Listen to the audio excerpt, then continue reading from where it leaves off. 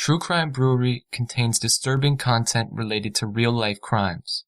Medical information is opinion based on facts of a crime and should not be interpreted as medical advice or treatment. Listener discretion is advised.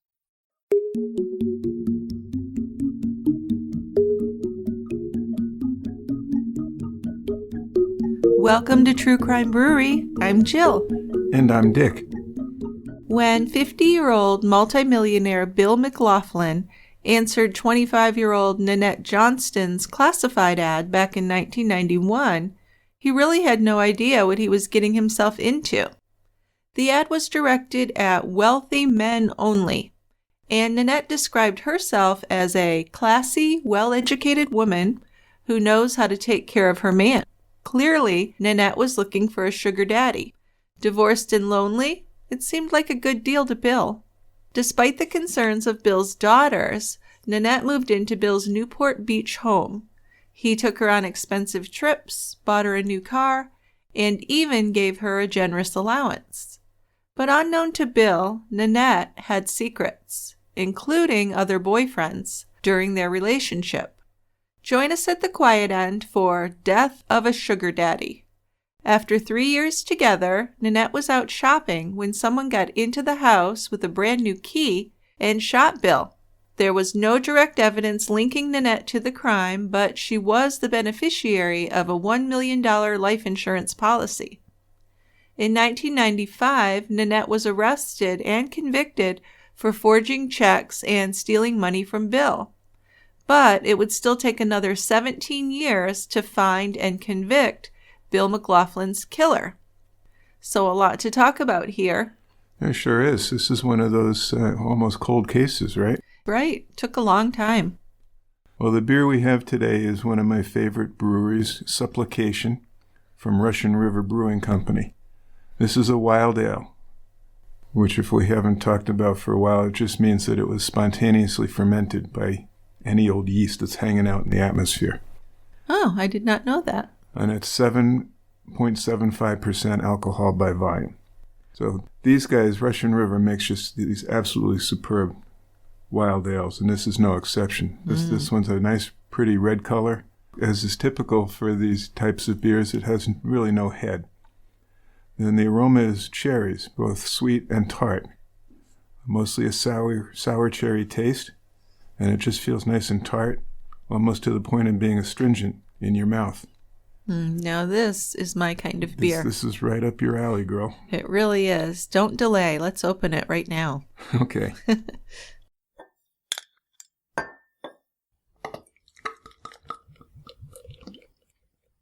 It looks beautiful. The sours are always just very pretty. Mm-hmm. Yeah. I like the pink and the red and all that. Well, I think you'll enjoy this. Yeah. All right. Follow me down here to the quiet end. You lead the way. I'll lead you down here, and then you lead the way on starting our story. Born in 1939, Bill McLaughlin was raised in a working-class neighborhood on the south side of Chicago. His father, John, worked for the city water department, and his mother, May, sold women's hats at a friend's boutique. Bill had two older brothers, Patrick and John Jr. Growing up after the Great Depression, the family never had that much money at any one time, but they scraped by. Now, Bill was a self-made millionaire, right? Absolutely, a real go-getter. And once he'd made his fortune, Bill told his children that it was important to share their wealth with the less fortunate. Bill had always been an ambitious guy. After high school, he enlisted in the Marines. He spent several years in the military, and then he enrolled at what is now known as Loyola Marymount University in Los Angeles, and he was the first person in his family to attend college. He stayed in California after he graduated in 1964, and he had a bachelor's degree in biology. Yeah, he was very interested in trying to help sick people. So that was his motivation, yes, besides just money. Right. After Bill met his future wife, Sue, who was a flight attendant and later then became a substitute teacher, his whole family thought she was great. They say that's a woman you want to marry. When Bill married Sue in 1966, he had already set his sights on working in the pharmaceutical industry. Bill and Sue moved to Pennsylvania, and Bill worked his way up to the national sales manager for a medical supply company.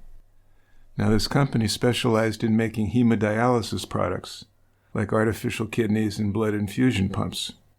Yeah, but Bill and Sue wanted to move back to California, so they bought a home in Huntington Beach, and Bill got a job as director of marketing at a company which made endotracheal tubes for children.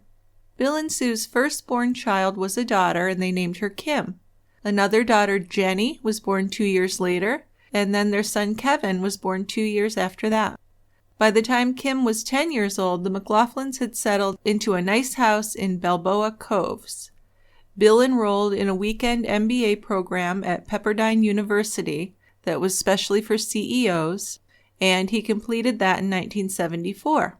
Then he went on to become an entrepreneur, developing a dialysis catheter that he named the McLaughlin Duocath, and he did that for Medical Device Laboratories, and that was in 1977. Bill next invented a pump to reduce the damage to red blood cells that were compressed into the needle during dialysis treatments. So, pretty smart. Very smart. And these are really cool inventions. Yes, they helped a lot of people.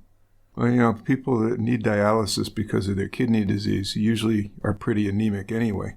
So inventing a pump that reduces the damage to the red cells is a wonderful idea. Yeah, it can really be a life changer. It certainly can.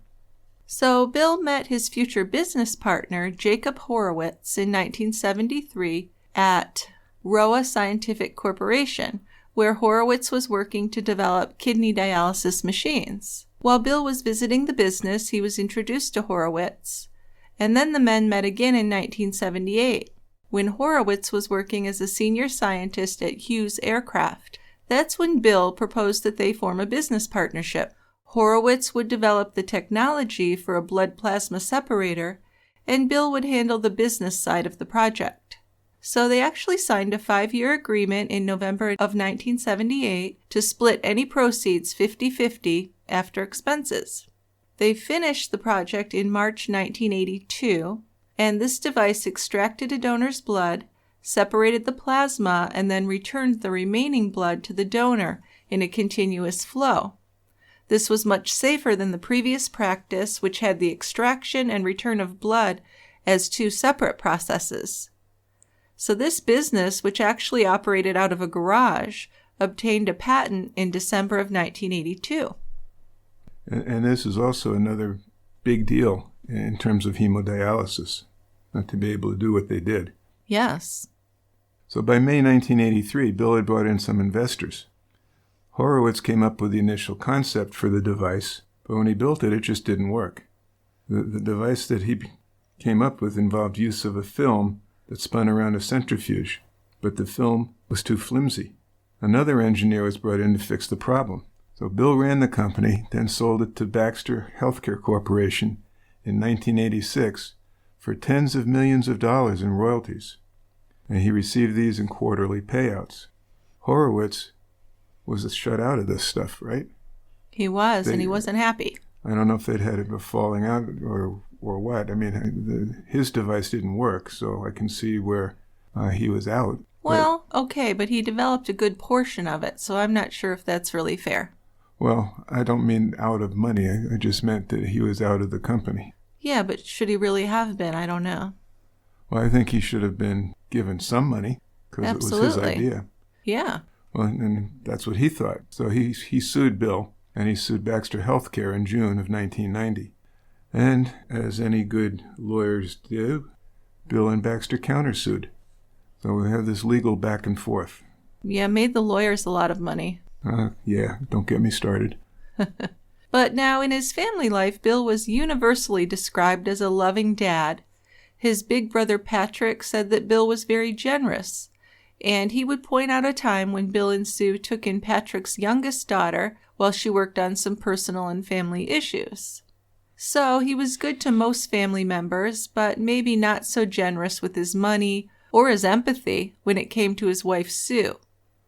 Early in the marriage, when Bill was trying to get ahead in his business, Bill would tell Sue what she should wear and what she should do and how she should act. He was very controlling.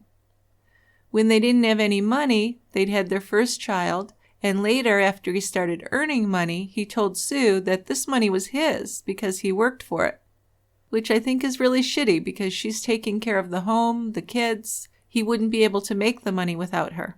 Well, and it just kind of contradicts what you had said earlier, that he believed in helping others. Yeah, well, sometimes people are different to their spouses than they are to others. They talk a good game. Yeah. But as he became more successful, he seemed to change and he began to drink to excess. The marriage really began to fall apart when Bill retired early and was spending more and more time at home. He'd worked so much for so long that this couple had just forgotten how to communicate. And ultimately, Sue left Bill. They divorced in 1991, and Sue moved to Hawaii, where they had a home.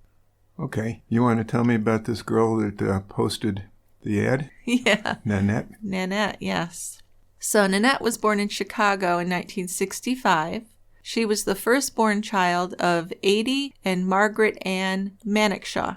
Adie and Marge had 4 children in all: Nanette, Michelle, Jimmy, and Stephanie. They moved to Maryland at some point, and the parents ended up getting a divorce.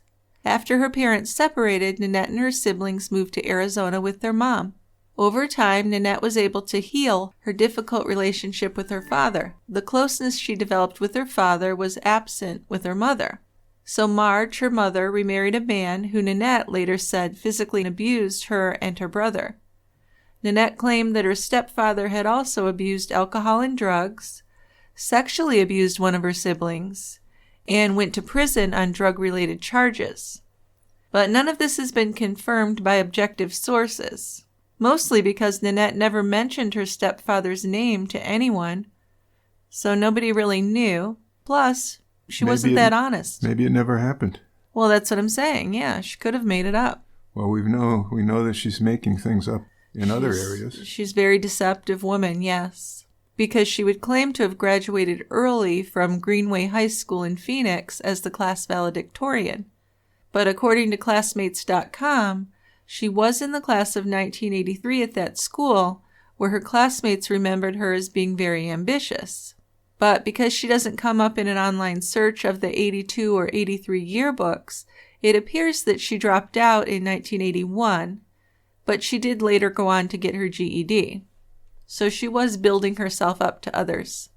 Now, Nanette had been a busy woman. She'd been married 3 times before Bill McLaughlin answered her classified ad. Nanette and her third husband, a guy named Billy McNeil, had been together less than a year. Then she took him to her 20th high school reunion. This was back in 2003. Her former classmates did seem to recognize her. Well, that's pretty good since she was only there for a year or 2. But she looked very different than she had in high school.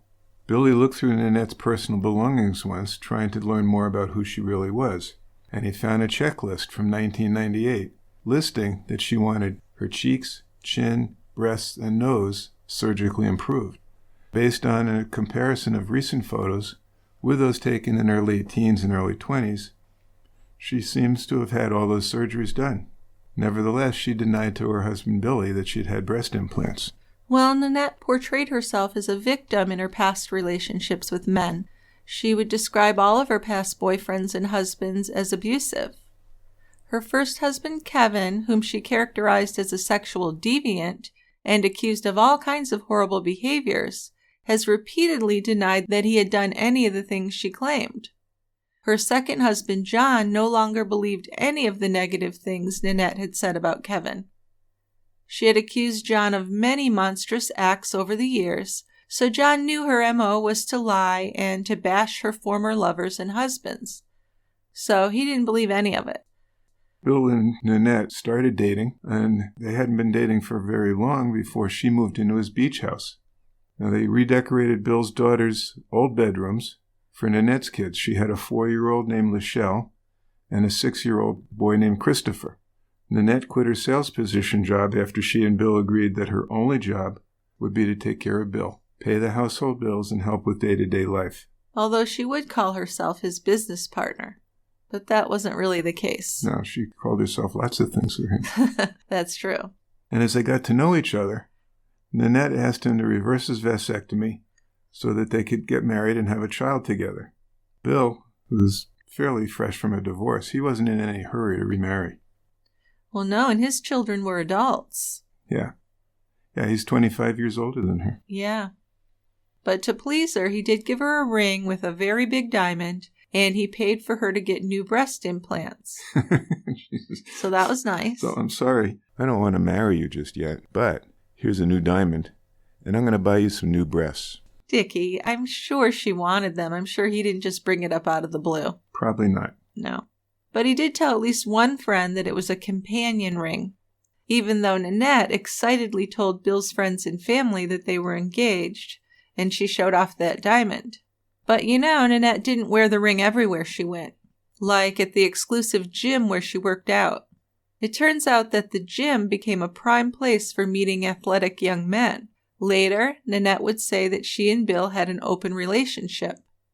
But family and friends didn't believe that Bill would agree to that, and they'd not heard anything about either of them dating other people, so they'd all been under the assumption that Bill and Nanette were exclusive, which was a reasonable assumption. Certainly was. Bill's daughters never came out and told Bill that they really disliked his new girlfriend, at least not until he asked their opinion. "Do you think she's with me for my money?" he asked his daughter Kim, and she immediately answered yes. Bill had been looking into several business opportunities since he'd sold his medical filtration device that separated plasma from blood, and counting his properties, including 2 homes in the very expensive Newport Beach, 2 in Las Vegas, and a condo development project, he was worth close to $55 million. In addition to investing in real estate, he was also researching new uses for his blood filter device and searching for a cancer cure by speaking with oncology experts. So he was still pretty busy trying to do things. He was. And he was trying to do things to help people. Yes, exactly. It wasn't just for the money, which is nice. Right. As far as Bill's daughters and his son Kevin knew, things were fine between Bill and Nanette. She was obviously with him for his money, but that seemed to be part of their arrangement, so that's on them. Kevin, who was 24 years old at the time, lived with his father and Nanette. He had been in an accident in 1991 that left him with brain damage. He was skateboarding when a drunk driver who was speeding at over 60 miles an hour hit him, knocked him over the front of the car, and he was knocked unconscious. When medics arrived, he was out of it, and he was rushed to a nearby hospital. But because he was in such a bad condition, he was airlifted to a trauma-skilled medical center.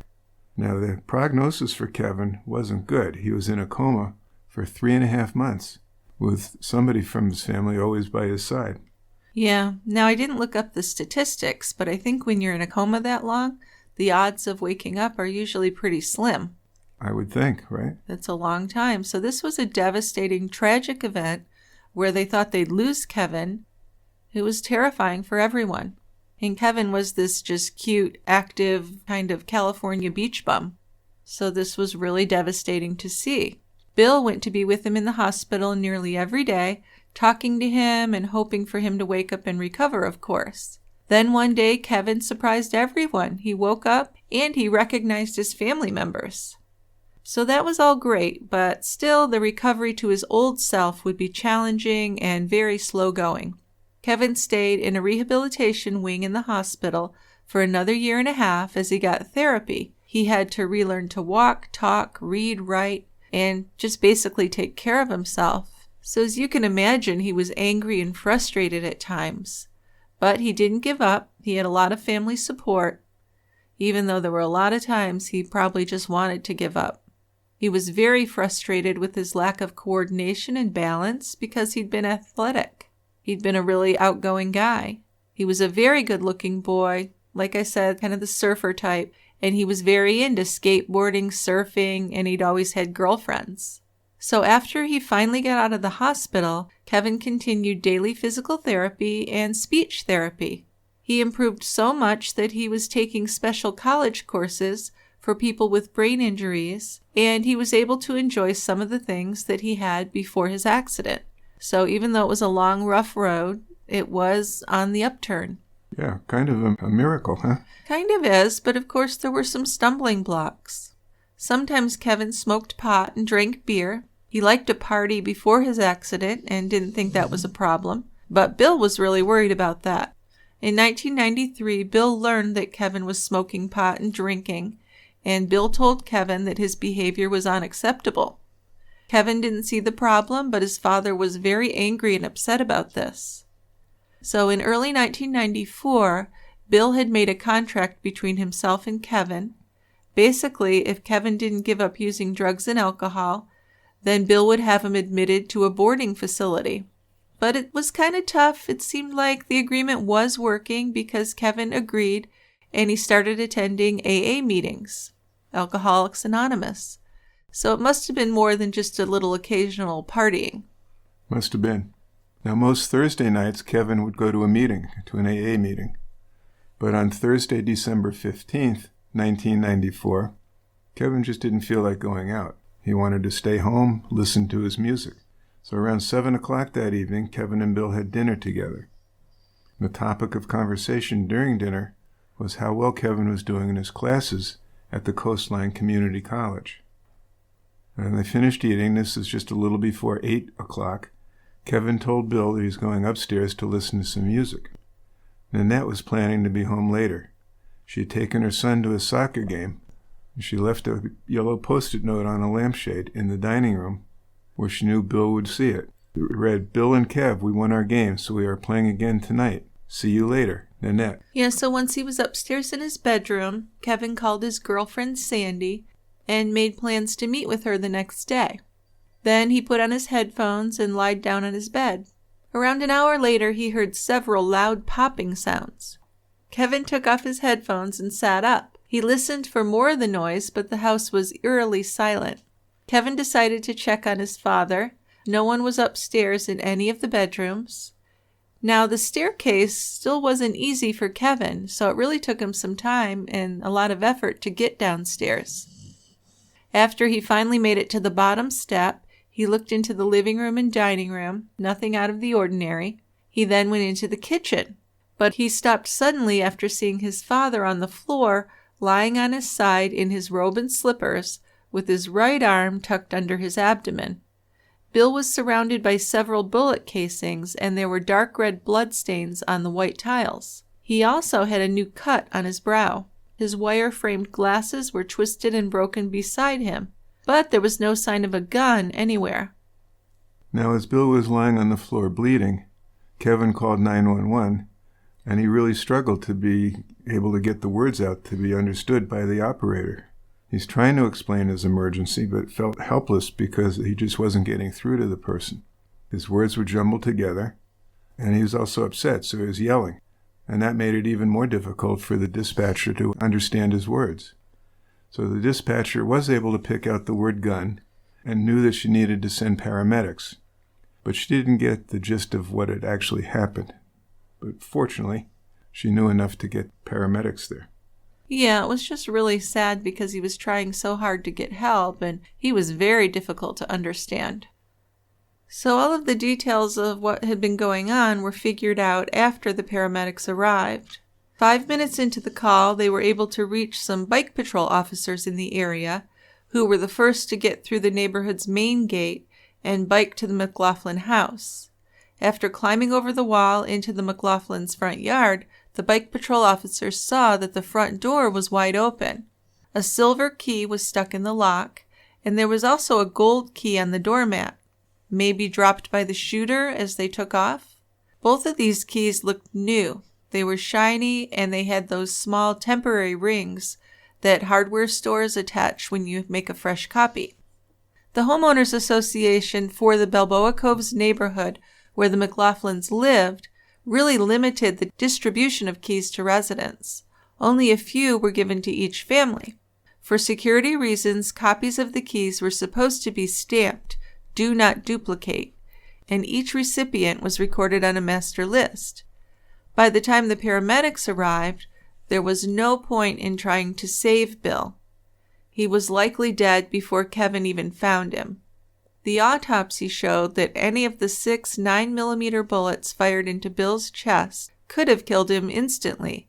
The hollow point bullets, specifically made to rip through the body's tissues as the tips burst open on impact, had torn right through Bill's heart and lungs. The stippling marks on his skin, which are a circular pattern of dots made by firing a gun at close range, showed that 2 of the shots had been fired within 2 feet of Bill's skin. So very up close, very personal.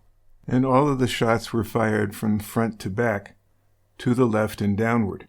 Now, Bill was 5 foot 10 inches tall, which meant that the killer was taller than Bill was. When police officers arrived at the scene, they searched the kitchen. Didn't find a gun anyplace. At the same time, they noticed that the house and kitchen appeared to be surprisingly tidy. No chairs were overturned. There was nothing on the countertops that appeared to be disturbed. So either the killer surprised him or Bill knew the killer. This is what they deduced from that. Patrol officers sealed off the crime scene and went outside to wait for the detectives. After detectives arrived and viewed Bill's body, they walked through the house from room to room. Bill slept upstairs, down the hall from Kevin. Nanette's bedroom was downstairs, next to her kids' rooms. There was no blood in any of the bedrooms or on Kevin's clothing. Kevin's hands tested negative for gun residue, and the police learned that only 6 people in the McLaughlin circle had keys to the access gate. People that had keys were Nanette, Bill's 3 kids, a housekeeper, and a neighbor who watched the dog while they were away on vacation. When Nanette arrived at the house in her Cadillac around 10 p.m., she identified herself to detectives as Bill's fiancée and said she'd just come from Christmas shopping at the mall. But Detective Voth, who was working his first murder case and had no homicide training, did notice that Nanette's key ring was missing a key to open the gate. So there's your first sign of something fishy going on with her. Uh-huh. Pretty good at that detective. Yeah, not bad, right? He was observant. Because the house was a crime scene, the police wouldn't let Nanette come inside, of course. But even after talking with responding officers, she didn't call anyone else in the McLaughlin family to tell them about Bill's sudden death. Once the detectives arrived, Sergeant Stephen Van Horn and Detective Bill Hartford asked her to get in the police cruiser with them and answer a few questions. They asked her to go over her activities for that day, and Nanette said she'd gone out shopping at noon, returned home to write the housekeeper a check, and then picked up her son's soccer uniform and drove him to his game in Diamond Bar. The game was supposed to start at 6 p.m., but it was delayed until 6:30. Then it went into double overtime, which lasted until 8 p.m. She had planned to bring her kids home with her that night, but she said they decided to stay with their father because it was so late, and they had school near his house the next morning. After leaving them with their father, Nanette said, she drove out to South Coast Plaza in Newport Beach to do more shopping. She showed them shopping bags on the passenger side of her car and receipts from Crate and Barrel and Bullock's, and they were time-stamped at 9:29 and 9:45 p.m. She said she'd bought a vase, which she shipped to her parents, and about $130 worth of other stuff before the mall started to close. When they asked her who had keys to the house, she named most of the same people that Kevin had. She said there could be one in a hide-a-key box on the dock out behind the house. She added that Bill's former partner, Jacob Horowitz, had sued Bill over that blood device, but she didn't know if he would want to hurt or kill Bill over this. The detectives asked Nanette if she would object to a search of the house or to having her hands swabbed for gunshot residue, and she agreed to both. Nanette told police she oversaw the day-to-day aspects of Bill's business, including investments. Okay. And Bill had insurance policies that he kept in a safe, she said. She led detectives to the safe and gave them the combination so they could look inside. So right now she seems very cooperative. Certainly does. She told them about Bill's gun collection, but they were in his Las Vegas home. She said that she stayed away from that gun stuff. Now, Detective Hartford offered information about changing the locks on the house, but Nanette said she wasn't going to stay there. She was going to move her things to Bill's second beachfront house on Seashore Drive, which is only about 4 minutes away. So it's quite a life she fell into there. Holy shit. Now, 4 days later, Nanette was back at the Balboa Coves house with her kids. We know that everyone grieves differently, but Nanette just didn't seem at all upset over her fiancé's murder. She also never mentioned how lucky it was that she and her kids weren't home that night, as had originally been planned. And she also didn't mention that she was thankful that they were all safe. She didn't express any fear or seem to be scared that the killer might return to the beach house. This episode is sponsored by Apostrophe, a prescription skincare company for people who are ready to take their acne seriously. Fun fact, most home remedies and over-the-counter acne products just don't work. And even worse, they can really damage your skin. Brings me back to when I was a teenager and I tried all these over-the-counter products that didn't work. They would just kind of dry out my skin, but I'd still have breakouts. But Apostrophe has actual dermatologists working for you, so it's a totally different experience. Now that I'm older and wiser, I want this real medicine for real skin issues. But prescription acne treatment can be hard to get. You have to take time off of work, see a doctor, and line up at the pharmacy to get the actual medication. But with Apostrophe, it's easy. Apostrophe connects you with a board-certified dermatologist who will create a personalized treatment plan that's perfectly tailored to your unique skin. You simply fill out Apostrophe's online quiz about your skin goals and medical history. Then you snap a few selfies, and your dermatologist will create your customized treatment plan. The best part is that Apostrophe offers topical and oral medications, so you can treat your acne from the inside out or from the outside in. Apostrophe treats acne, and they can also help you hit other skincare goals, like getting rid of redness, wrinkles, and dark spots. Apostrophe's helped me out with prescription-strength creams to lighten dark spots and prevent adult acne outbreaks. My prescription cream came in an easy-to-use pump bottle with adorable stickers so I could personalize it. It's a little touch I wouldn't have thought of, but I really liked it. Plus, it arrived just days after my online visit. So we have a special deal for our audience. Save $15 off your first visit with a board-certified dermatologist at apostrophe.com/TCB when you use our code TCB. Now remember, this code is only available to our listeners. That's apostrophe.com/TCB. And don't forget to use the code TCB to get your dermatology visit for $15 off. And we'd like to thank Apostrophe for sponsoring this episode.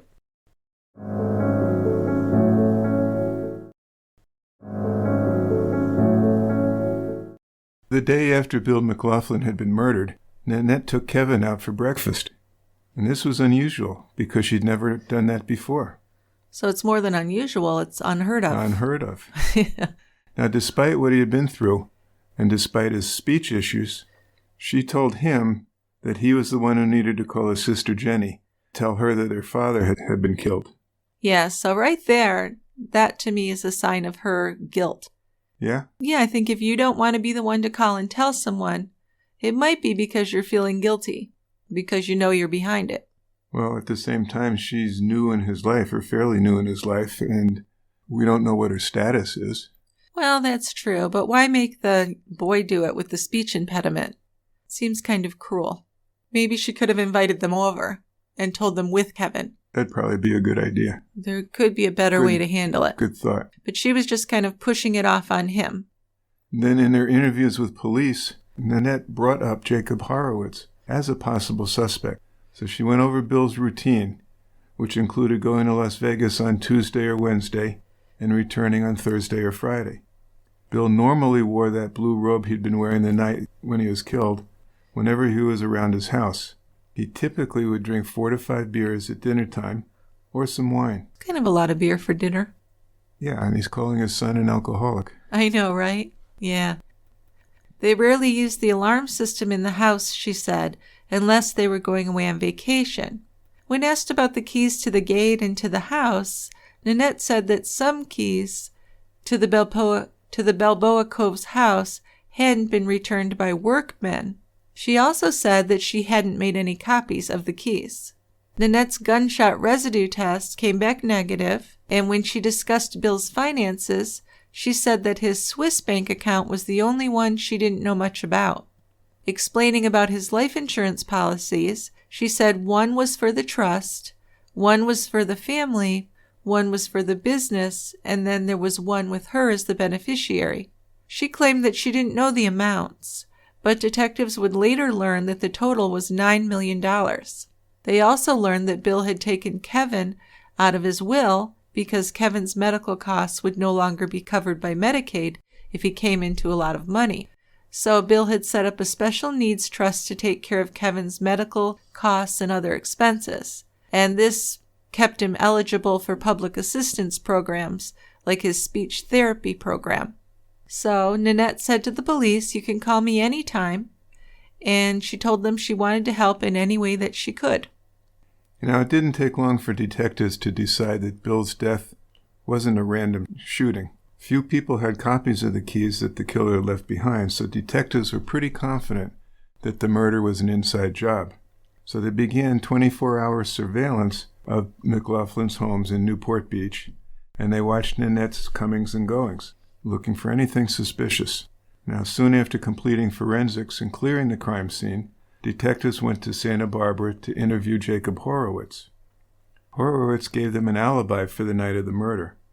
Now, the detectives explained that they'd found documentation of the legal battle between him and Bill, and the litigation, they said, seemed like a good motive to murder Bill. Horowitz wouldn't discuss his personal relationship with Bill, and with a little digging, he was quickly ruled out as a suspect. So back in Newport Beach, detectives interviewed Bill's ex-wife, Sue. She said that they'd divorced in 1991 after he'd had several affairs. She told police that when they used to make new house keys, they always had to be re-ground before they worked smoothly in that front door lock. Being so close to the ocean corroded the door locks with salt. Housekeeper Mary Burke told detectives that Bill had had his daughters over to the house when Sue was out of town, but she'd never seen him do that since he'd been living with Nanette. Burke described Nanette as incredibly loving and accepting of everyone in Bill's family. She really liked her, and she didn't believe that Nanette was seeing other men on the side. So she could charm people, apparently. They also interviewed a neighbor who lived across the channel, because these are houses on the water, and she said that she'd heard shots on the night of the murder, and she'd looked across the channel for several minutes, but she hadn't seen anyone getting into a boat. So based on this and then other neighbors' observations, detectives narrowed the killer's escape to being on foot or by car, not by boat. The police interviewed Nanette's ex-husband, Kevin Ross Johnston, who went by K. Ross. I'd go by K. Mart or something like that. Well, it's a pretty good rap name. K. Ross told detectives that he and Nanette were married in 1983 and had 2 kids. 5 years later, he said Nanette told him she'd fallen out of love and wanted a divorce. She didn't contest his filing for sole custody of the kids, and their divorce was final in 1989. He moved with the kids to Mission Viejo, California in 1990. In 1991, Nanette told him she was living with Bill McLaughlin, and he had actually met him once when he picked up the kids. But Nanette said to K. Ross, "It's just a professional relationship." Right. So the kids were there just part-time with her, and at the other times they were with K. Ross. So thinking it was really odd when Nanette told him, "Eric has nothing to do with this," K. Ross shared that comment with detectives. Then he described Nanette's boyfriend, Eric. K. Ross said Eric Naposki had helped coach their son Christopher's teams in soccer, baseball, and basketball. Despite Nanette's claims that it was strictly business with Bill and that he was just her mentor, K. Ross was pretty sure that Nanette was seeing both Eric and Bill romantically. He knew her better than Eric did, or that Bill had. K. Ross was very familiar with Nanette's expertise at dating more than one man at a time and lying to men. Sounds like he's had some experience in that category. I think he had, yeah. He had a lot to base that on. Right. But they did have a friendly relationship. They did get along. Yeah, apparently. I mean, they didn't seem to have a problem with sharing custody of the kids. No, I think he just kind of realized how she was, and it didn't really seem to affect the children, so... Yeah. And he might have figured, man, I dodged that bullet. Yes, he might have been happy about that.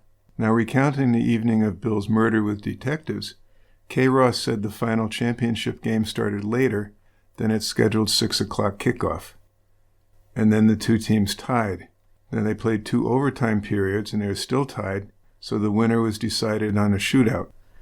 Christopher's team came in second.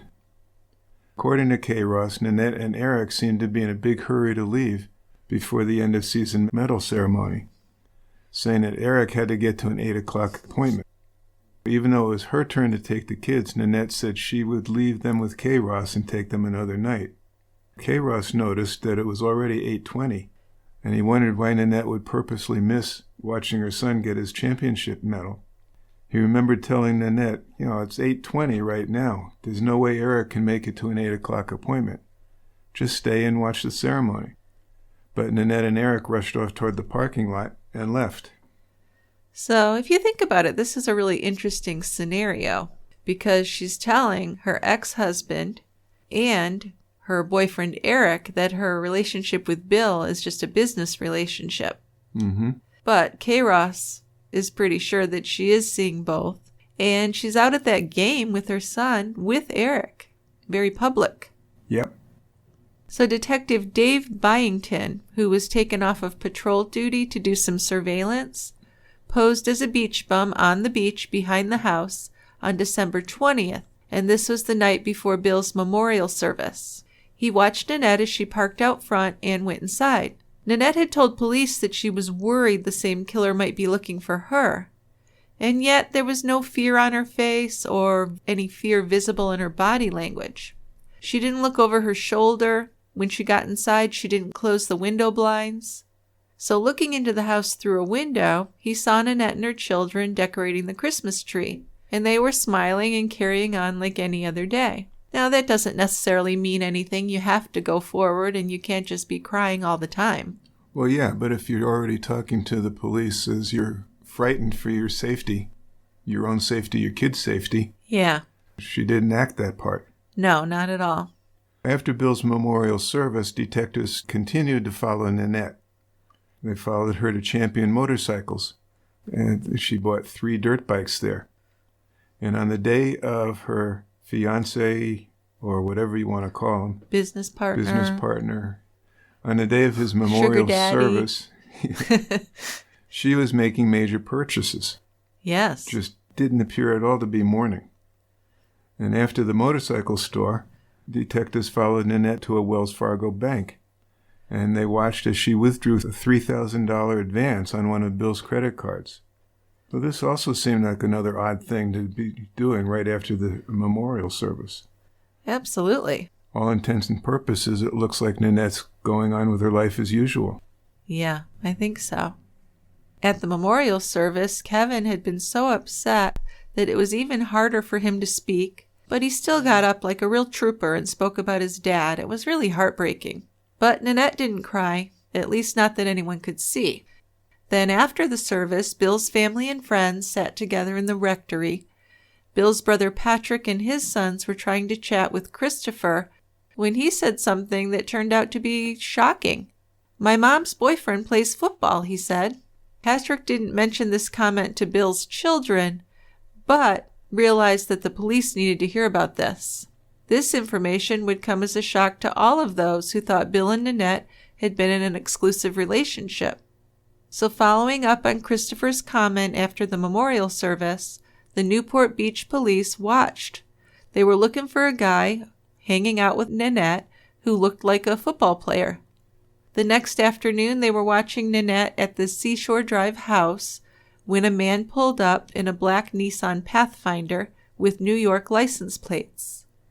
Nanette's kids ran outside to see the guy, and then they all went inside together. The way those kids were excited to see him and were hugging him and welcomed him right into the house, it seemed that they knew him quite well. And he fit the profile of someone who would be a football player, a big guy.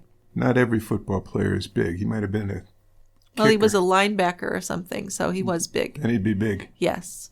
Undercover officers watched the man leave about 10 minutes later, and they followed him in an unmarked car. Calling up dispatch, they requested that a marked police car make a traffic stop. So an officer in a patrol car stopped Eric, took his name and address, and ran a background check. So he said his name was Eric Naposki and that he lived in an apartment in Tustin. But after the police let him go, they followed him and he went to a Ramada Inn, and they found out there that he was registered and he was staying there. So why had he told this lie to a police officer? It's a strange lie to tell. Well, because it's so easily checked. Yeah, and what difference would he make if he told them, I'm staying at the Ramada? Why Shouldn't not? have. I don't know. Yeah. Now, when the police learned that he had an outstanding warrant for failure to appear on a $300 traffic violation, they had a legal reason to bring Eric in for questioning.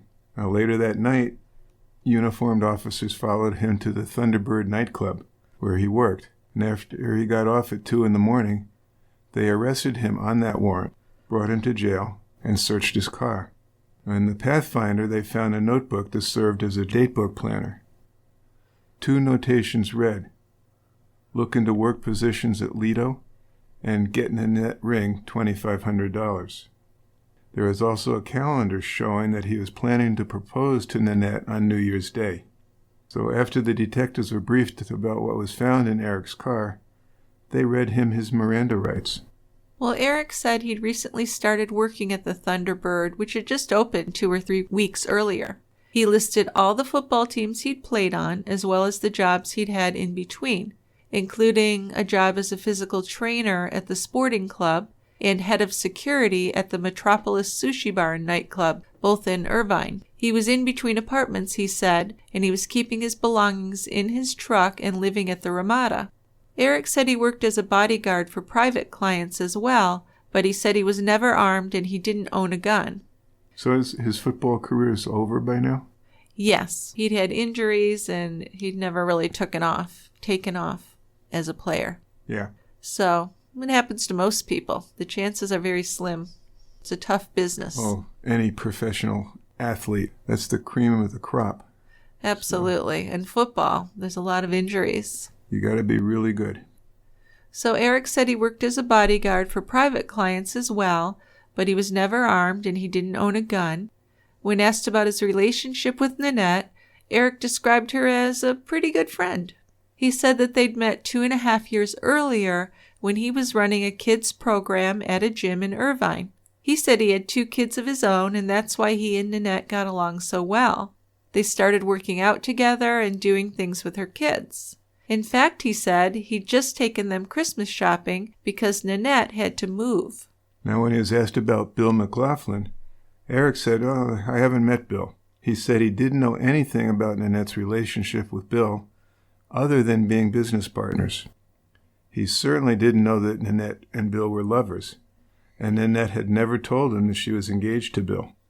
In fact, he believed that Bill was Nanette's mentor, and they had a father-daughter type of relationship.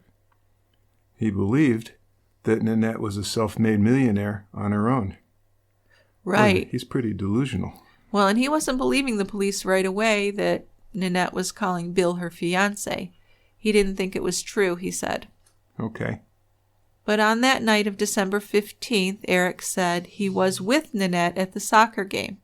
Afterwards, she dropped him off at his apartment where his truck was. Then he got dressed and went to work, and this was probably around 9:30 or 9:45. He said Nanette didn't come inside while he changed for work. When asked for his typical work schedule, Eric said he might get to the Thunderbird at 8 p.m. if there was a meeting, but not until 9 or 10 normally. But he said he didn't have a meeting on December 15th. The detectives gained Eric's consent to search his hotel room at the Ramada, where they found muddy shoes and a receipt for a $599 Movado watch, paid for in cash at Bullock's in South Coast Plaza on the morning of December 22nd. They also found his Wells Fargo bank statement for December, showing he had a balance of only $956. So you have to wonder, with someone with that much money in the bank is going to be buying a $600 watch.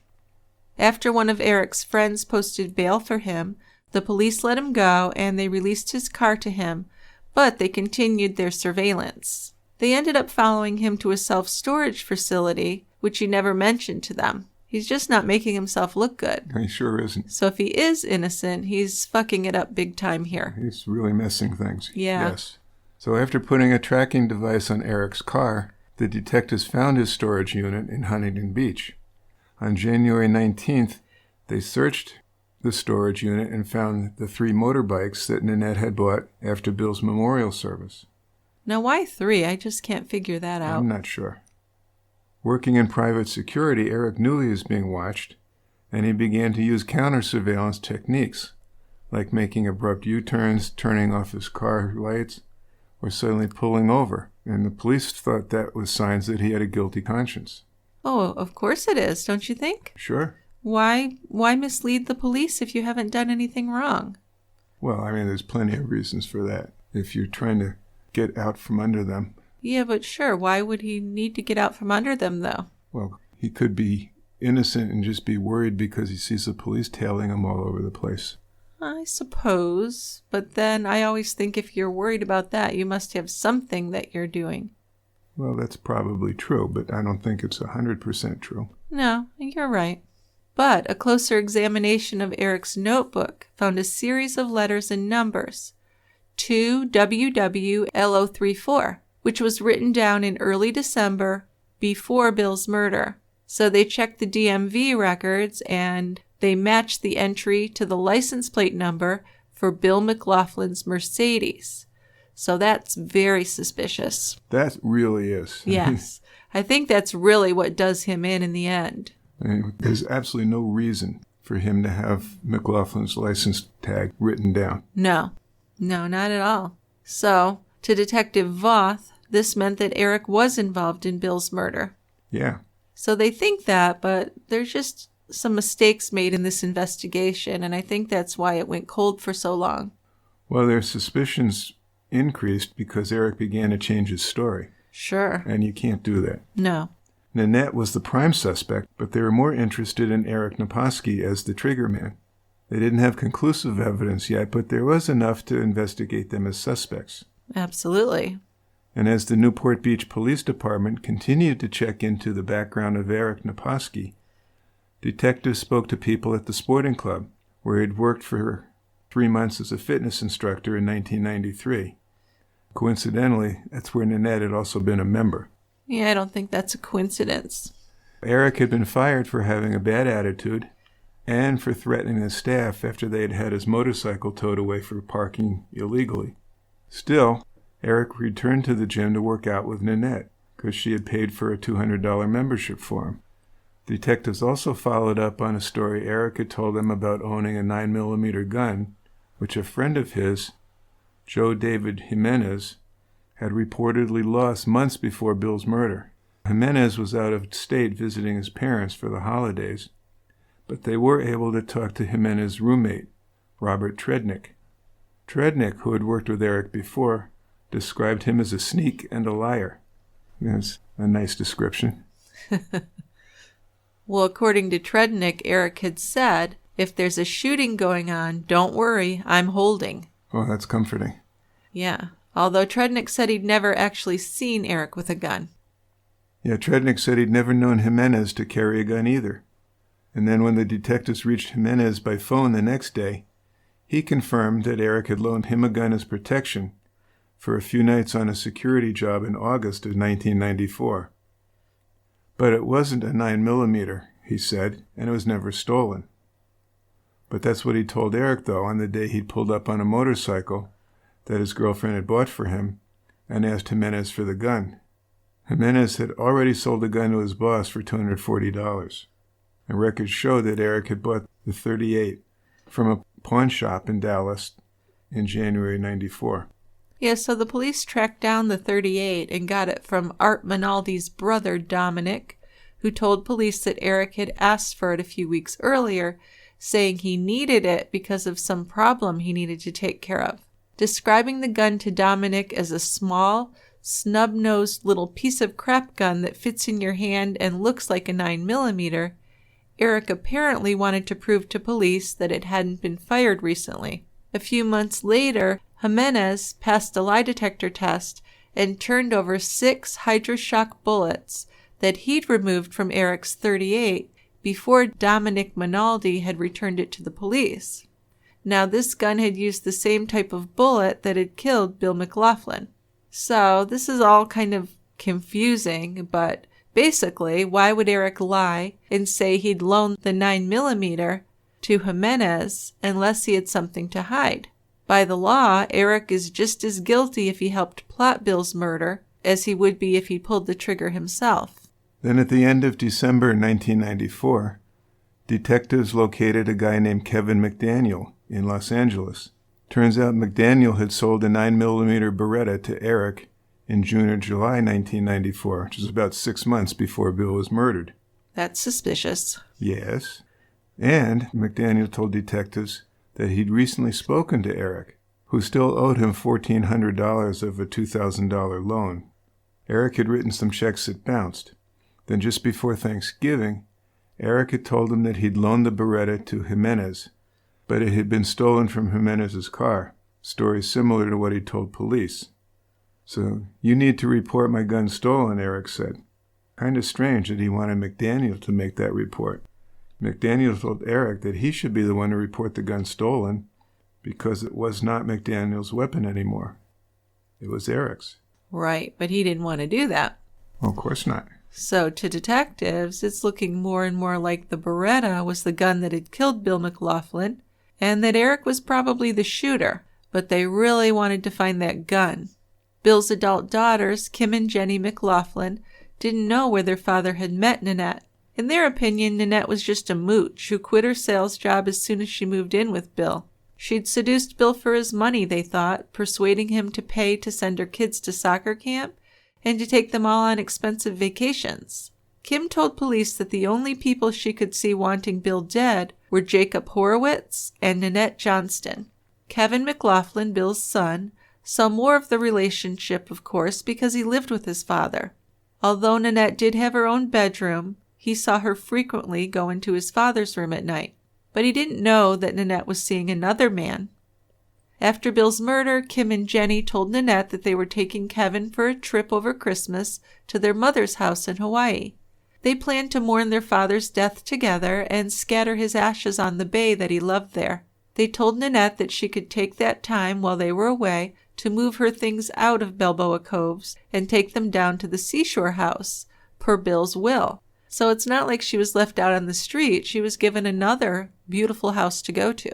She was. So when they returned from the trip, they were pretty shocked to see that half of Bill's home office had been cleaned out by Nanette.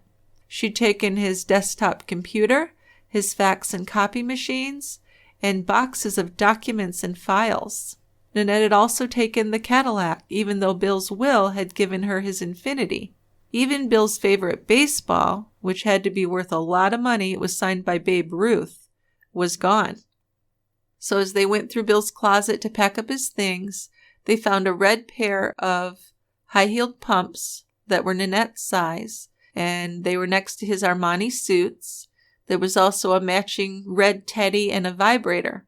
So this is their dad. They're thinking, ew, gross. Too much information, Dad. Yeah.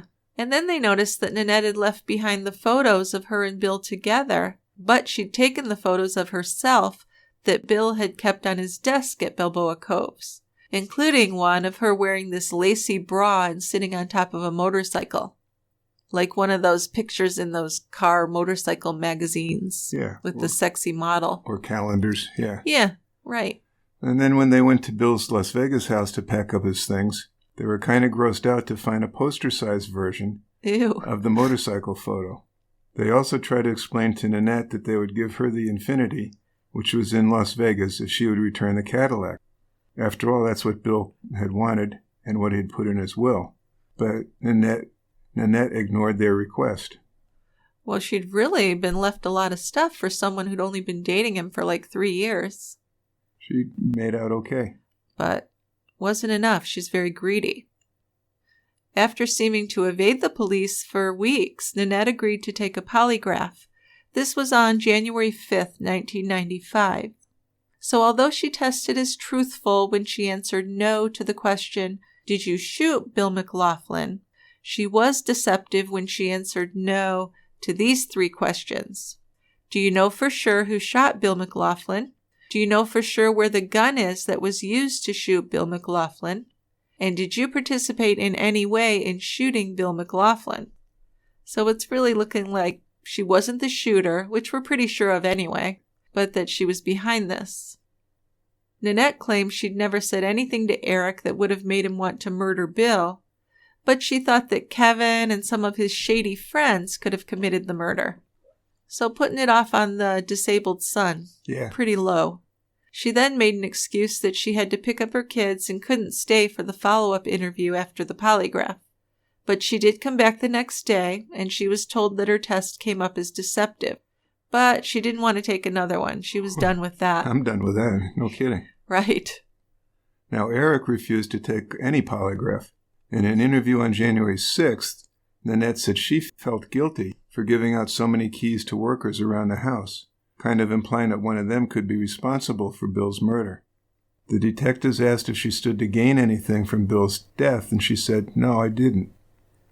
She stood to gain more if he'd lived, she said, because they could have done more business deals together. Right? Remember, she's his financial advisor. Yeah. She said that although the life insurance policy would give her $1 million, she would have gained $10 million in royalties if she'd married him. But I think it was Bill was the one who didn't really want to get married. Right. Yeah. Well, he's dead. He can't refute that. No. Bill was everything to her, she said, claiming that he'd known about Eric being her friend. She added that she knew Eric wasn't involved in Bill's murder because he didn't even know where Bill lived. But detectives knew that Eric had been to the house, so... They'd seen him. Can't use that story, huh? No, I don't know how they can lie like that and think that nobody's going to check. Just keep doing it with a straight face. The problem is, though, you keep changing your story. Yeah, it's not as consistent as it might be. At first, Nanette said that they were just friends and that Eric had a girlfriend. But then later in the same interview, she did admit that Eric was her lover. But she said he could never be marriage material. She didn't love him that way, and she assumed he felt the same way about her. She said that Eric did come to the house after an unrelated break-in to install an alarm, but police later learned that there was never an alarm installed in that house. The detectives asked if Eric had ever shown Nanette any paperwork where he'd written the license plate number for Bill's Mercedes, and she said no. But that must have been set her hair on fire to hear that, right? Right. Asked why he would have the number, and if she'd ever shown him the car, she said no, she had no idea. But I bet she was thinking, God damn it, Eric, Yeah. Why did you not get rid of that? Because to me, that's the strongest piece of evidence. It's a pretty big piece. It is.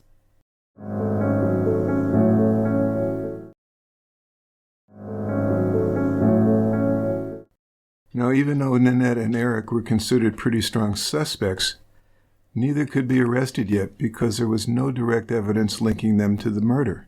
There's a lot of circumstantial stuff, though.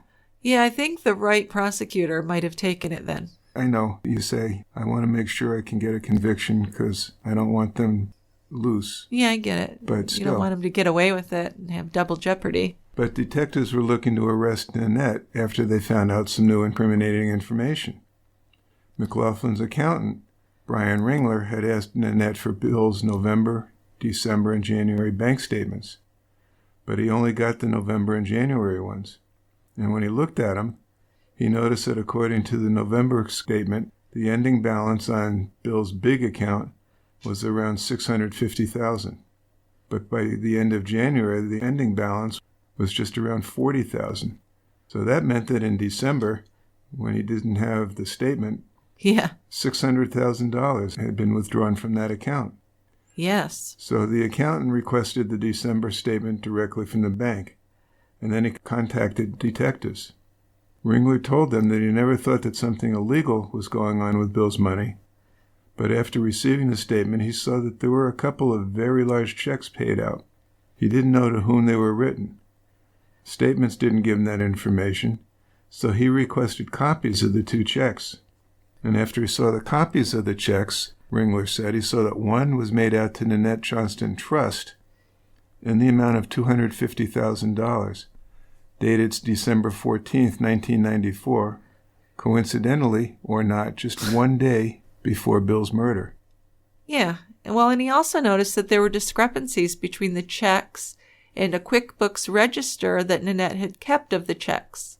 On the computer report, for example, it might say void for a certain check, but when Ringler looked at a copy of that check, it was actually made out to Nanette Johnston. One printout read $1,000, but then the actual check was for $3,000. Another printout read $1,000, but that check cleared the bank for $5,000. Ringler said that the $250,000 check made out to Nanette Johnston Trust was signed in an unfamiliar script, meaning it was likely forgery. Also, many of the checks, he said, cleared after Bill's murder. So now we're seeing a pretty strong monetary motive here. Boy, I guess. Continuing to explain the issue, Ringler said that the first check discrepancy he noticed was February 1994. In the check register, the payee was noted as Primerit, but on the actual check, the payee was Nanette Johnston. And then the closer it got to the date of Bill McLaughlin's death, the more often the discrepancies happened, and the amounts increased as well. In total, he found over $340,000 in discrepancies. And this is just for 1994. Yes. Detectives got a handwriting expert on the case to compare the signature on all of McLaughlin's checks to his own handwriting. So on February 23rd, the handwriting expert completed his examination of the known and the questioned signatures. The expert reported that, in his opinion, 14 checks that were signed W.F. McLaughlin were actually signed by Nanette. The date, payee, and dollar amounts were written by Nanette on many of these checks, but some only had forged signatures. Nanette had been forging checks now for close to a year. So, you have to ask, was Bill murdered because he was about to find out about this? Yeah, that's one thing, right? Yes. He's not a stupid man. He's a smart businessman. He's going to find this out. Right. If he'd lived. So detectives believed that they were heading in the right direction by following the money. They got an anonymous call from someone who wanted to tell them about the shaky character of Nanette Johnston.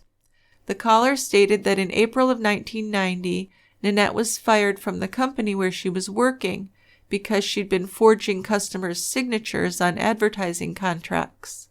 Then detectives spoke to an ex-boyfriend named Tom Reynolds. When asked to describe Nanette, he said she was a cunning, determined woman who sought out rich men. He said she'd led him to a $91,000 bankruptcy while they were living together. Jeez. Yeah. And as the relationship started coming apart, he began to look through her things, and he'd found a Singles magazine ad that Nanette had placed. So it was in the Singles Connection newspaper, and this is before dating apps, Tinder, and all that. And this was in February of 1991. And the heading of the ad was, "For Wealthy Men Only."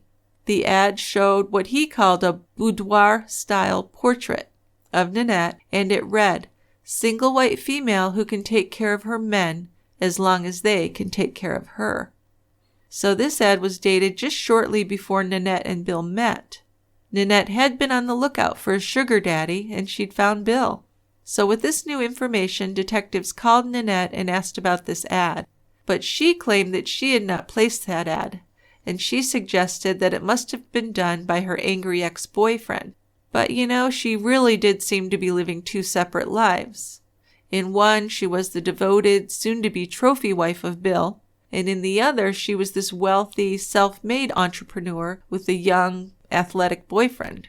Then in February, a realtor called detectives because she had important information to share with them about the McLaughlin case.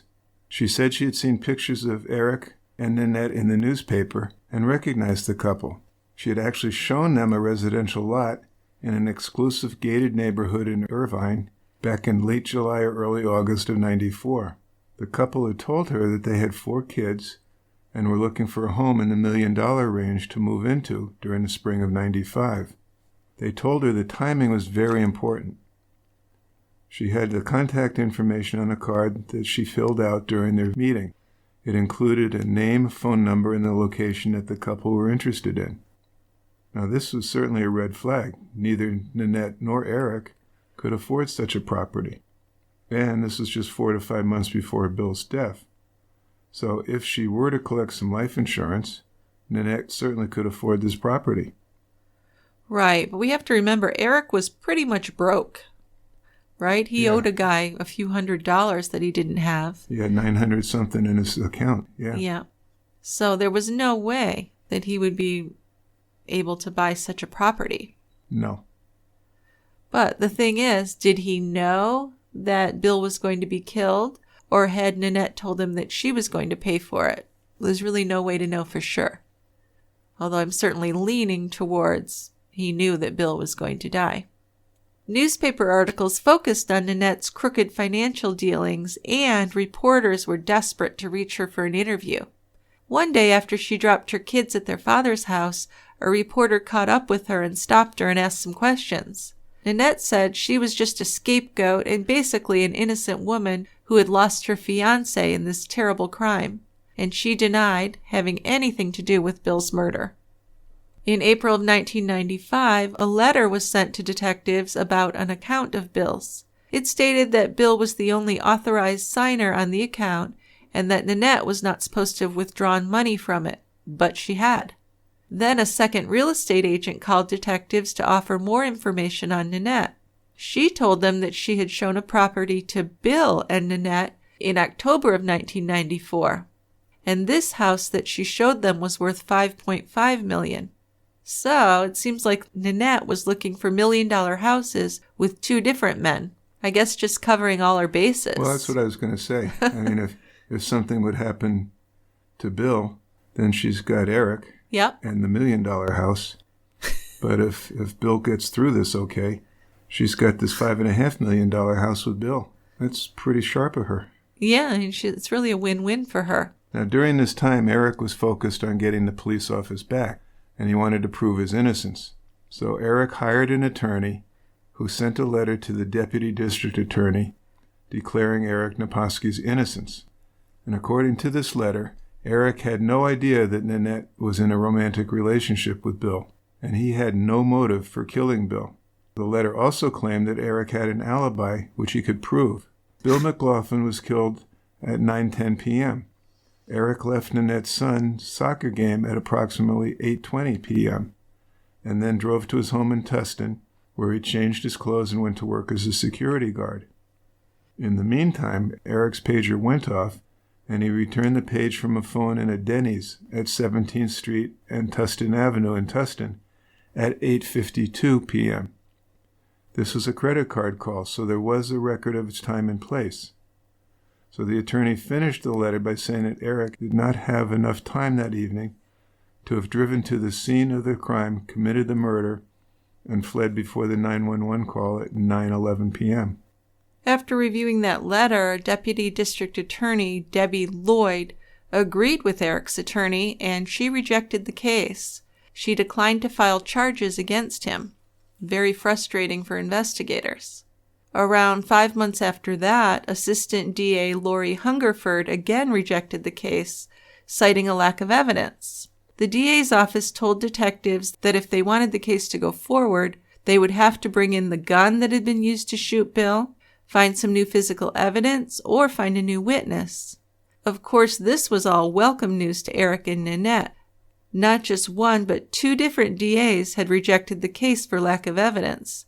So I'm sure they thought that it was smooth sailing from there. Yeah, sounding good. But as information continued to pile up about Nanette's check writing, detectives were able to get a warrant for her arrest. When she answered her front door, detectives told her she was being arrested on a $500,000 grand theft warrant. Although surprised, she went peacefully.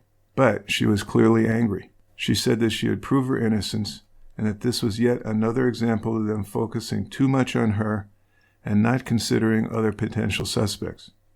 Yeah, you should be out there finding out who murdered Bill. Yeah, not bothering with innocent old me. Don't bother me just because I stole $500,000. So she was taken into custody and booked on 15 counts of forgery for signing Bill McLaughlin's name on 15 checks from January 10th, 1994 to December 15th, 1994, as well as 1 count of grand theft. Then court documents gave the specifics about the forgeries. They stated that before Bill McLaughlin's murder, Nanette had forged his name on $355,000 worth of checks. That's incredible to me, that amount of money. Isn't it? Yes. Now, the latest forgeries, dated the day Bill was murdered, December 15th, 1994, included one for $75,000 and another for $250,000. So tell me how you could think that would be okay. Nobody's going to figure that out. I know. I mean, that's just not good thinking, is it? No, and in some ways she seemed pretty smart, but this is just stupid. But I guess greed will make you do stupid things. Mm-hmm. Well, love and money will make you do stupid things, and here we seem to have both motives. I don't know if Nanette loved Eric, but I think he was probably pretty smitten with her and willing to do whatever she wanted. Yeah, we've talked about those types of women before, those black widows. She did have a power over men, that's for sure. Yep. As all her lies were coming out, though, Nanette and Eric broke up. He would claim that the breakup happened because he hadn't known about her theft and lies, and once he did, he didn't want to be involved with her. But I don't believe that. It took months before he stopped seeing her. Yeah, that's bull. Yeah, I think they just kind of turned on each other. So Eric moved away. Nanette pleaded guilty to forgery and theft and served 180 days. Now, for that amount of money, I realize it was a non-violent crime. But still, that doesn't seem like that much time in jail. Well, half a year. Yeah.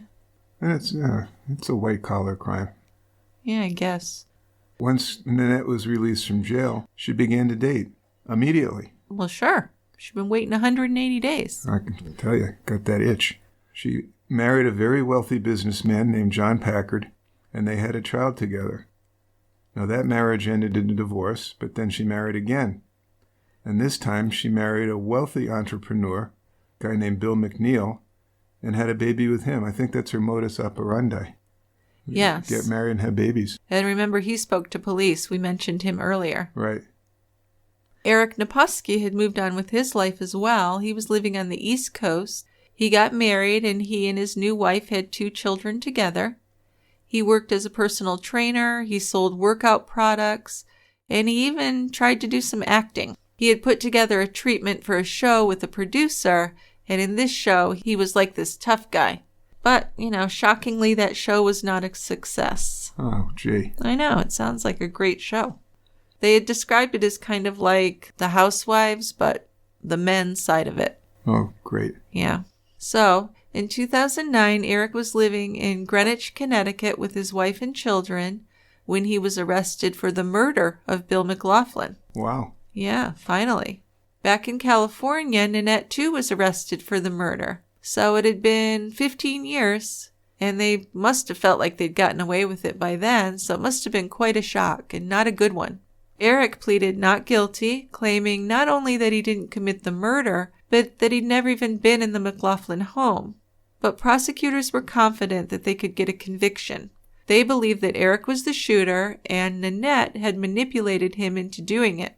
She had actually told Eric for months before Bill's murder that Bill had been sexually assaulting her. So the only reason that they could think of why she would tell him a lie like that would be to get him all riled up and angry to kill Bill for her. An important witness in his trial was a neighbor of Eric's, and her name was Suzanne Cogger. Back in 1994, she lived next door to Eric, and she said that he had confided in her about how angry and upset he was about Nanette's business partner going into Nanette's room at night and assaulting her. According to Suzanne, Eric was furious and so upset that he threatened to blow up Bill's plane. Eric said he did say that, but he was just blowing off steam. He said, well, the plane didn't blow up, did it?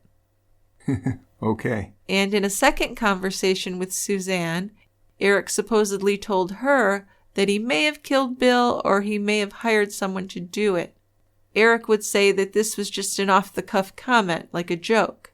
But there was more, according to Suzanne. He also said to her, the killer used the same kind of gun that I used to have, so that's why the police think I did it. Now, the only problem with this is that only a few detectives and the killer knew what kind of gun had been used in the murder that hadn't been released. So that shows his guilt pretty strongly too. Right? I think so. Then also, just before the trial, new forensic testing tied the shell casings from the gun that killed Bill McLaughlin to the exact make and model of gun that Eric had owned, a 9mm Beretta. In order to get a not guilty verdict, the jury would have to believe Eric's story. At 8:52 p.m., just minutes before Bill McLaughlin's murder, Eric was about 12 miles away from the house on a payphone at a Denny's restaurant. But Eric no longer had copies of his phone bill, and the phone company had already purged the old records. So if his statement was true, he didn't have any proof. Now, the defense blamed the police for not getting those records to confirm Eric's alibi sooner. Well, and I think that's a valid complaint against the police. They should have checked his alibi, certainly. Yeah, but I mean, by the time he had the alibi, those records weren't there anyway. Well, no, he had given them that alibi right after the murder. Yeah, but they didn't do it. Right. And they didn't check it. That's what I'm saying. They should have. That's exactly my point. Well, I don't know. Well, if someone gives you an alibi, you need to check it and see if it's true or not. I guess they believed him. Or didn't believe him and didn't bother to check. Something went wrong there. Yeah, well, if they believed him, he didn't get charged. Yeah, but they wanted to charge him. It was the DA who refused to charge him. So I really think there were mistakes made by the police. Oh, yeah. But the prosecution would say that even if they had the records, it was not an alibi. The timing of that actually fit perfectly with their timeline of the murder. Timing the drive from the Denny's to the McLaughlin home showed that he had plenty of time to get to the crime scene and commit the murder. Well, the prosecutor said that, but then the defense said that they timed it and he didn't have the time. Yeah. So it kind of cancels each other out. Maybe. But it certainly doesn't count as a solid alibi, regardless. Not in any sense. No. Now, not surprisingly, the defense pointed the finger at Nanette as the real shooter. She had the motive, the means, and the sociopathic personality. Prosecutors agreed that Nanette was behind the murder, but they said that Eric had been a willing participant. They pointed out how Nanette and Eric had been house shopping months before Bill's murder for homes neither of them could afford, so the only way for them to buy such a property would be if Bill McLaughlin died. So that's pretty strong evidence as well. It is. Another difficult thing, or impossible thing for the defense to explain, was Bill McLaughlin's Mercedes license plate number being found written in a notebook in Eric's car. They really had no explanation for that. It was suspicious, but the defense said it wasn't proof of anything. The defense focused on the fact that there was no forensic evidence of Eric being at the crime scene. Eric didn't take the stand in his defense, and it was a 4-week trial, but it took the jury just 7 hours to find him guilty. Eric continued to claim that he's innocent. He said that only Nanette benefited from Bill's death. Post-conviction, Eric claimed that he had a friend follow Nanette after she told him that Bill was assaulting her, and that was the reason why he had written down Bill's license plate number. Too little, too late. Now he remembers. Right. But he had years before to figure that out before his trial. Yeah, he did. So that's really shows some stupidity. Anyway, Eric got life in prison without parole. Bill McLaughlin's daughters spoke to the press after Eric's conviction and said that they were relieved to finally have justice for their father's murder. Tragically, in 1999, Kevin McLaughlin died in a surfing accident. That kid had a tough life. Yeah, there's a lot of tragedy for one family. Nanette went to trial for the murder in 2012. Prosecutors said that she was dating and living with Bill McLaughlin when he was shot 6 times in his home. They accused her of convincing her lover, Eric Naposki, to kill McLaughlin, giving him a key to the house and telling him when he would be home. Well, and another thing you have to think about is normally Kevin wouldn't have been home on a Thursday night. Right. And she knew that. Right, so that's a good time to come. Yeah, so that's another thing that makes it pretty fishy that it happened on a Thursday. Yes. Nanette stood to collect $1 million in life insurance money from McLaughlin, as well as $150,000 left to her in his will. So it's really sad to me that he was actually looking out for her. He had to have genuine feelings for her. He did. So a lot of Nanette's trial was a repeat of Eric's trial. Her defense conceded to her embezzlement of Bill's money, but they said that Eric Naposki had acted alone when he shot and killed Bill McLaughlin. But the jury did not believe that story, and Nanette was convicted and sentenced to life in prison without parole. Eric Naposki has had his case reviewed by the Innocence Project in 2018, but his appeals have not been successful. Well, the only really good point he has in his appeals is that alibi information. The police should have gotten those phone records. Yeah, I mean, they could have done that, but and there's still some discrepancy about lacking the records, whether he could have gotten there and back in time. Right, so even if they had the records, according to the prosecution at least, it wouldn't make any difference. And I guess that's what's been happening with the appeals, because he's still in prison. That's right. Good case. It's really fascinating, isn't it? Yes. It's just really amazing to me when someone can convince another person to do something so horrible to someone they don't even know. But it reminds me of that teacher in New Hampshire who got the high school boy to kill her husband. Pam Smart. Pam Smart, right. Similar type of deal. Yeah. So TCB's music is written and produced by Tristan Capel. If you have any comments, a case suggestion, beer recommendation, please send us an email to truecrimebrewery@tiegrabber.com or leave us a voicemail. We love to play our listeners' voicemails on our show. If you'd like to get all your future TCB episodes commercial-free, get an extra members-only episode each month, and have us send you a gift with a thank you note, you might want to consider subscribing at tiegrabber.com. As soon as you join, you have immediate access to all of our bonus episodes from the past 4 years, plus all of our other episodes come to you without the advertisements. We also have a Patreon page where you can subscribe for ad-free and bonus content. If you're interested in that, just go to patreon.com/tiegrabber to learn more. Also, if you enjoyed the show, we very much appreciate if you leave a review for us on iTunes or wherever you listen. A small note, we will be off next week, just 1 week, because my parents are coming to visit. Haven't seen them in quite a while. So we're doing a lot of catch-up with family we haven't seen over the pandemic. But we'll be back the final week of July. We will. And then I'll just warn people now that I think sometime in October we're going to take a week off. And when I have time, I'll probably put out one of the members-only shows for everybody on the weeks off. But if I have time, I'll do that so that there'll be a little something coming out at least. Okay, we got some feedback. Okay, what have you got? Kind of my usual. I got a couple voicemails and a couple emails. And the first voicemail is from Laura. Hello, Dick and Jill. This is Laura Kay from British Columbia, Canada, leaving you a voicemail, in regards to another topic. I'm going to read from the Globe and Mail, British Columbia article by Rod Mickleborough. And this article now has been dated August the 4th, 2009. It also states that this article was published more than 10 years ago. Some information in it may no longer be current. So this is a story about Jay and Sonia Handel, northern tip of Vancouver Island. And I'll just read you the article from Rod Mickleborough. He's more concise. Sonia Handel, the mother of 6 young children who were murdered by their father in a remote community on Vancouver Island in 2002, has died, her former lawyer said yesterday.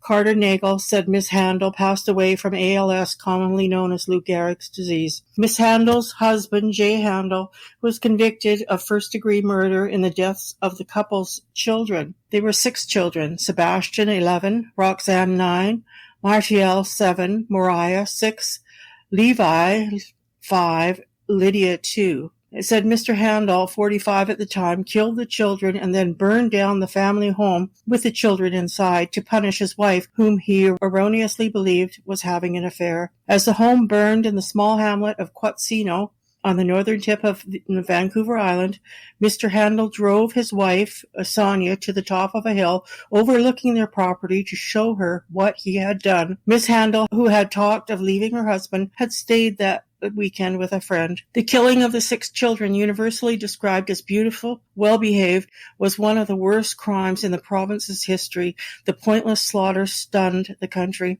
Ms. Handel Sonia, that is, 39, never talked publicly about the tragedy other than her dramatic testimony in court against her husband and a brief statement encouraging people to support shelters for women and children and thanking them for their prayers. The couple first met when she was 15 and Mr. Handel was 29. They married in 1990. Mr. Handel was sentenced in 2003 to life imprisonment with no opportunity for parole for 25 years. Now, this fellow, Jay Handel, was an acquaintance of my husband and myself, and there's a lot around the story besides what I've just read you, and I'm running out of time, so I just thought I'd send you this story, send it along to you, and you can have a look at it. Thanks very much. Love your show, and I love listening to you too. Take care. Bye.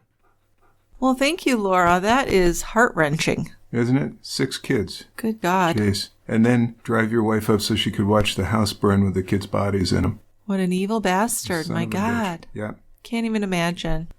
So, and Laura said that she and her husband were acquaintances of Handel. If we do this case, I think we ought to see if we can get some interviews with Laura. I think that she might like to contribute, and we'd appreciate that. Yeah. So we'll keep that in mind. Go. Yeah. You might get an email from us someday, Laura. Yeah, thank you so much. Then we have another case suggestion from Linda. Hi, Jill and Dick. This is Linda from Texas. I'm a longtime listener to your podcast. I enjoy your banter back and forth about your cases that you go over, and I also enjoy the fact that you don't always agree about the cases that you're discussing, and this just makes your podcast more interesting. I do have a case suggestion today. It's Danielle Van Dam, a 7-year-old girl from San Diego, California, who was abducted from her bedroom in the middle of the night by her neighbor, David Allen Westerfield. This was back in February of 2002. Westerfield put her in his motorhome and took her out to the desert where he raped and murdered her and left her under a tree where she was discovered later. There was a lot of evidence that the police used, DNA, entomology, fiber evidence, etc., that was all used to successfully convict Westerfield and sentence him to death. Trial was a little sensational because Westerfield's defense team used allegations about a swinger lifestyle against Danielle's parents, suggesting that there were plenty of other people who had the opportunity to abduct Danielle, and that perhaps it wasn't Westerfield. The jury didn't buy it, though, and he was convicted. The one thing that has really puzzled me for years about this case is that Westerfield was 50 at the time that he murdered Danielle, and I don't think I've ever heard any speculation that this might not have been his first crime. But what are the odds, right? I don't really have a beer suggestion for you, but I do like beer. I'm just not a connoisseur. However, I know that San Diego has a few craft breweries that probably have an excellent beer for you to review. Anyway, cheers. Thank you, Linda. Another good case. We'll check it out. I'm sure they have great beers there. I'd like to visit. I know there's great beers in San Diego. Yeah. I've had a few. So what do you think about that case? Well, that's another one of these horrific things. You know, he snatches this little, how old was she? 7, 8, little kid, abuses her for a couple of days, kills her.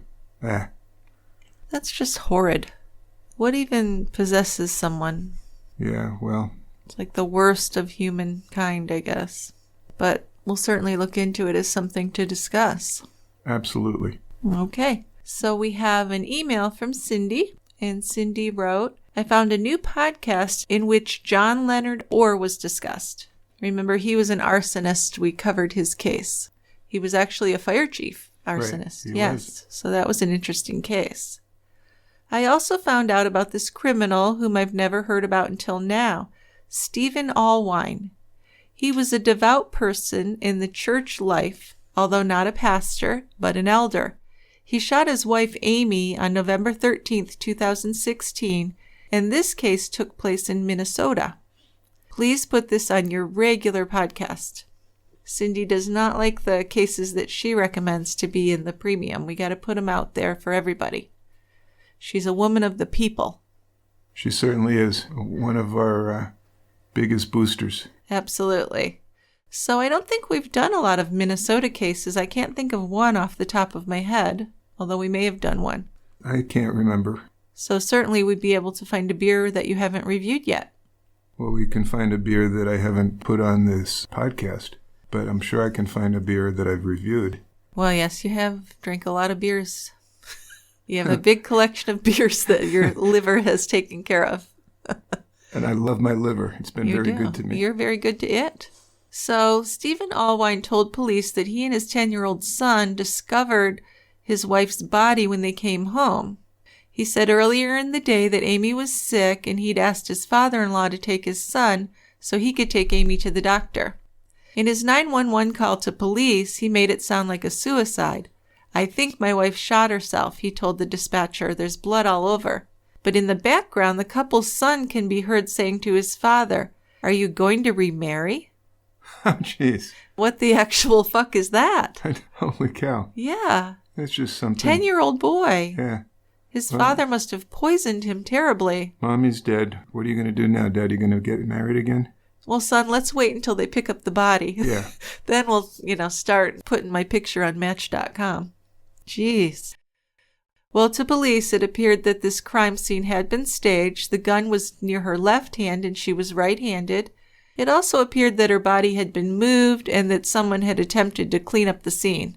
So, not a genius, Mr. Allwine, but certainly a case that sounds like it might be worth giving it a look over. Oh, yes. Yeah.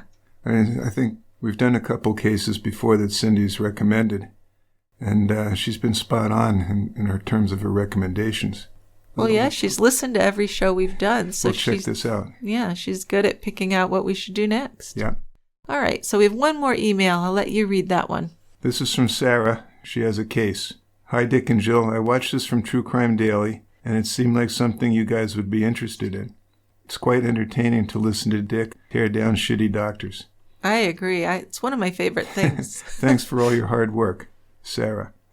Well, and this has been around, and there's other people that have mentioned we should do a story on it. Christopher Dunch, this is the murderer, who is a supposed neurosurgeon, and I guess, well, he had some neurosurgical training, but he is a shitty doctor, as Sarah said. Yeah. And he did a lot of damage to a lot of patients, and not just some that he killed, others that he paralyzed and did all sorts of crap to because he doesn't know what the fuck he's doing. Isn't that horrible? So this doctor's the topic of a podcast series and a new series on Peacock called Dr. Death. I bet a lot of our listeners are very familiar with this. Pretty sure this case has been suggested before to us as well. But you did say to me that you want to research this case, so I'm putting it on our to-do list. See? We'll be doing that before the end of 2021. All right. A bold prediction. So big thank yous to Sarah and Cindy and Laura and Linda for your feedback today. And a thank you to everyone who listens to us as well. We've come to the end of another true crime discussion at the Quiet End, and I just want to thank everybody who comes here each week and listens to us. Like I've said before, without our listeners, we're just this odd couple talking about murders and doing some day drinking. So having you all here means a lot. And it makes it okay and socially acceptable to do what we love to do. So helps us out a lot there. See? Yep. So we'll see you next time at the Quiet End. We'll save some seats. Bye-bye. Bye, guys.